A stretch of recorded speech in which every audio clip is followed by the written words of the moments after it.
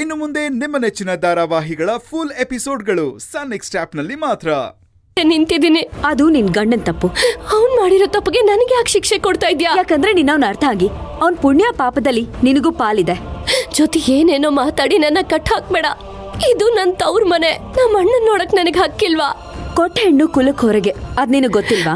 ನಾನೇನ್ ಆಸ್ತಿ ಕೇಳಕ್ ಬಂದಿಲ್ಲ. ಅಣ್ಣನ್ ಮುಖ ನೋಡಿ 4 ಮಾತಾಡೋಣ ಅಂತ ಬಂದೆ. ನೀನೇನಕ್ ಬಂದಿದ್ಯಾ ನನಗ್ ಗೊತ್ತಿಲ್ವಾ? ನಿನ್ ಗಂಡನ್ ಪರವಾಗಿ ಮಾತಾಡೋದಕ್ ಬಂದಿದ್ಯಾ. ಆದ್ರೆ ನಾನ್ ಅದಕ್ಕೆ ಅವಕಾಶ ಮಾಡ್ಕೊಡಲ್ಲ. ನೋಡ್ ತುಳಸಿ, ನಿನ್ ಬಗ್ಗೆ ನಿನ್ ಕುಟುಂಬದವ್ರ ಬಗ್ಗೆ ಯೋಚನೆ ಮಾಡಿ ಮಾಡಿ ನನ್ ಗಂಡನ ಅರ್ಧ ಜೀವನನೇ ಕಳ್ದೋಗಿದೆ. ಇನ್ ಅರ್ಧ ಜೀವನ ಆದ್ರೂ ನನ್ ಜೊತೆ ಖುಷಿಯಾಗಿ ಬಾಳೋದಕ್ ಬಿಟ್ಬಿಡು. ನೋಡು ಜ್ಯೋತಿ, ನನ್ ಗಂಡನ್ ಪರವಾಗಿ ನಾನ್ ಮಾತಾಡಕ್ ಬಂದಿಲ್ಲ. ಅಣ್ಣನ್ ಯೋಗಕ್ಷೇಮ ವಿಚಾರಿಸೋದಕ್ ಬಂದೆ. ದಯವಿಟ್ಟು ನನ್ನ ನಂಬು.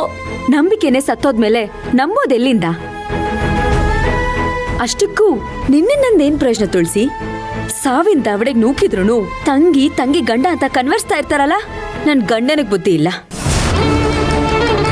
ನೀನ್ ಗಂಡನಾಗಿ ಹುಟ್ಟಿದ ತಪ್ಪಿಗೆ ಅದೆಷ್ಟು ಕಾಲ ಇನ್ನ ಅವ್ರನ್ನ ಅಳ್ಬೇಕೋ ನಾನಂತೂ ಕಾಣೆ. ಜೊತೆ ಯಾಕೆ ಹೀಗೆಲ್ಲ ಮಾತಾಡ್ತಾ ಇದ್ಯಾ? ನನ್ ಪರಿಸ್ಥಿತಿ ನಿನ್ಗೆ ಯಾಕೆ ಅರ್ಥ ಆಗ್ತಿಲ್ಲ? ತುಳಸಿ, ದಯವಿಟ್ಟು ಕಣ್ಣೀರ್ ಹಾಕೋದ್ ನಿಲ್ಸು.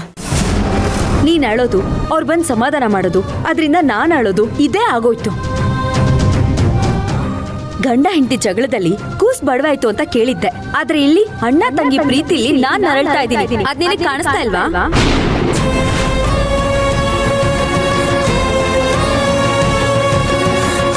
ಅದು ನಿನ್ ಗಂಡನ್ ಸಮಸ್ಯೆ ಆದ್ರೂ ಅಥವಾ ನಿನ್ ಗಂಡನಿಂದನೇ ಸಮಸ್ಯೆ ಆದ್ರೂ ತೊಂದ್ರೆ ಆಗ್ತಾ ಇರೋದು ನನ್ನ ಗಂಡನ್ಗೆ.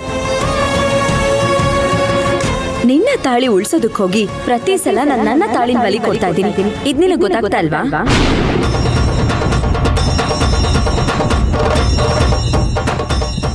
ಮಾತ್ಗೂ ನಮ್ಮ ಅಣ್ಣನೇ ನನ್ ಜೀವ, ನನ್ ಪ್ರಾಣ ಅಂತ ಹೇಳ್ತಾ ಇರ್ತೀಯಲ್ಲ. ಆದ್ರೆ ನಿನ್ನಿಂದಾನೇ ಪ್ರತಿ ಸಲ ಅವ್ರ ಜೀವಕ್ಕೆ ಕುತ್ತು ಬರ್ತಾ ಇದೆ.